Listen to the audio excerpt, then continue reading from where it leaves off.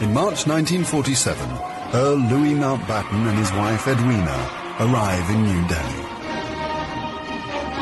The great-grandson of Queen Victoria and second cousin to George VI, Mountbatten brings a regal presence to the drama of India's independence. As the last viceroy, he bears responsibility for India's fate. 2nd of April, 1947. I have now completed my first week in office. I should like to be able to paint an encouraging picture of my first impressions, but feel it would be misleading if I did so. The scene here is one of unrelieved gloom. At this early stage, I can see little common ground on which to build any agreed solution for the future of India. The only conclusion I have been able to come to is that unless I act quickly, I may well find the real beginnings of a civil war on my hands.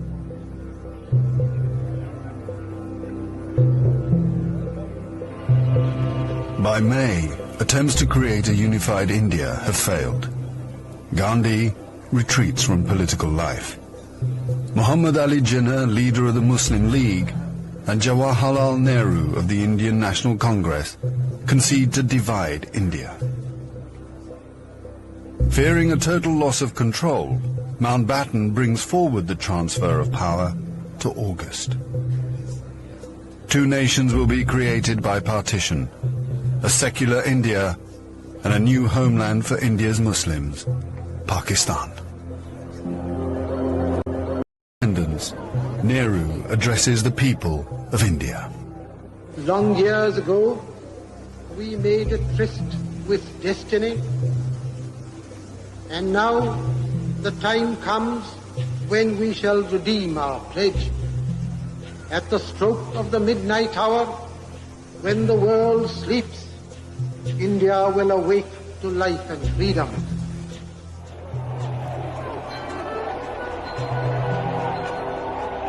The 15th of August, 1947, the British Empire in India has come to an end.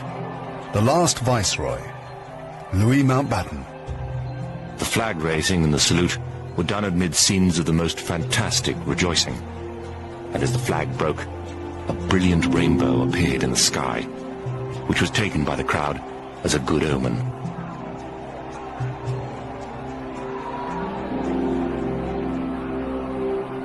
Qasim Muhammad. On the 15th of August came freedom. The freedom to burn, loot and murder. While Delhi and Karachi were celebrating, central Punjab was burning.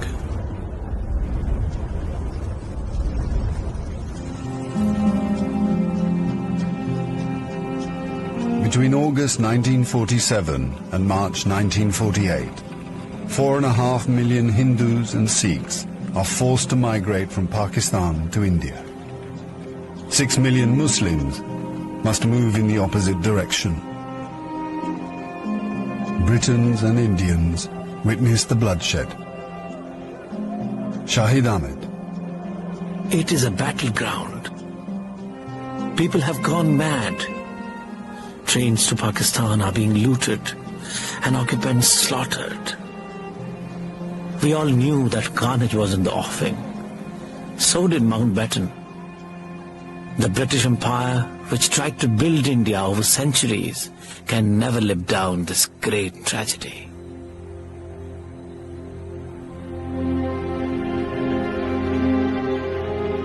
Lieutenant Colonel Hubert Boyd Hudson. The sight from the air was awe-inspiring. In this chaos, millions of refugees were struggling to get to India or Pakistan. Thousands of others were doing their best to prevent them, murdering them by the hundred. But death is nothing. There are things more terrible than death.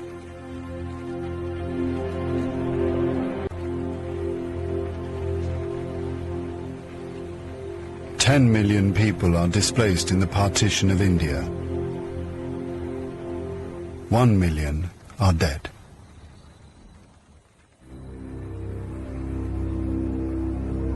By the summer of 1948, most of the British have left. Hubert Boyd Hudson has been in India for 15 years. India is full of ghosts. Houses I have lived in, now inhabited by Indians, remind me of the days which will never come again. When the Viceroy drove past with a cavalry escort in red coats, I have seen the greatness of the British in India, but now it is all ended, and we are the last to leave, the few who are trying to tidy up the mess which the sudden splitting of an old empire has caused. Britain has lost its greatest imperial possession. Mahatma Gandhi once said that if India became free, the rest of the empire would follow. In the next 10 years, the fire of India's independence will spread around the globe, from the Middle East to Africa.